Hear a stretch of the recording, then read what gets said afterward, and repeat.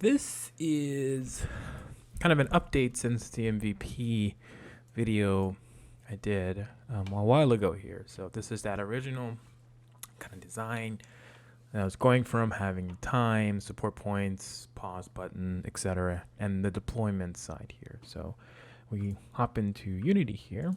I think it needs to load here again.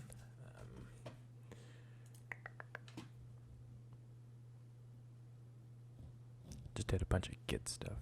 So there we go. Reload. Okay, so you see here, there's like the deployments here. So all of this is still like subject to change and probably will change in some way. But you can see there's a squad. So squad deployed to 10 units, and there's 195 support points to do that, and it takes 4 hours to deploy them. And platoon a little bit bigger. You have your intel, your pause, and so we just hop in the game here. Yep, so I hop in the game here, and you can see that the grid now has this new design. It's still using the grid builder system that I developed in the MVP. This is the exact same thing. So now there's maps. So this is the welcome map here. So it's every single square is here. So empty road. So it's not as like the old version where it's like only things that are here. No, it's actually, I went through and I just modeled everything. It's going to be helpful for updating and changing some stuff around. But yeah, there's basically, it's only showing what's visible to you and your command base here. So you click here, you can see it now. It tells you that this is 5x7 and there's no intel here. This intel thing hasn't been updated yet, but it's still a thing. I just haven't got to it. Yeah. So another thing I did here was I added in scenarios as another resource. This is another XML file here. This one's called welcome. So the idea here is that you would have a map, in this case here, called welcome, and then you would have a deadline, so years, days, and hours. So basically you have a deadline to defeat the other command base, right? So that kind of adds up to the game. At first, the time was counting up as more as a counter here. So as you can see here too, support points are being generated based on the number of tiles that you have at your side. It started at 2,000. I don't plan to start at 2,000. As you see here as well, the time is counting down. So this is just incrementing down. I'm still playing with the time and stuff like that.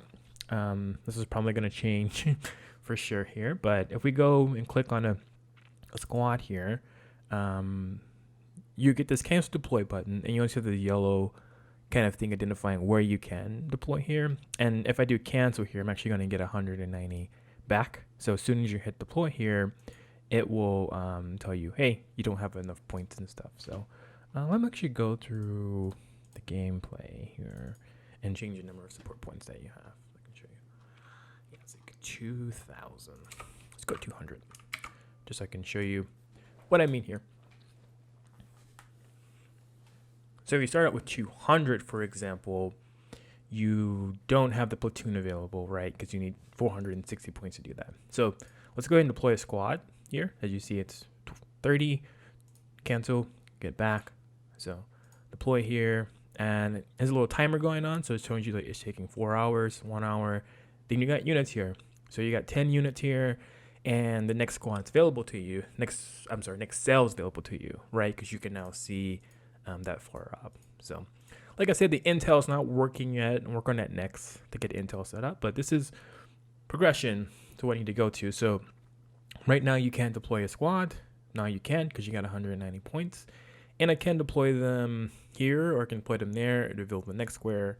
Of course, we've just seen here, we're also getting more support points because now we have more territory taken over. So it's like 10 per square here. So let's go here real quick.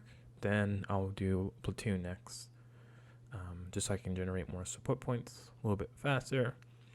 But this way here, you're progressing through the game, deploying units, and getting to the site here. So if there is an AI, has some units in a square, then a battle is going to happen. So this is really, really close to the logic that I was preparing for here.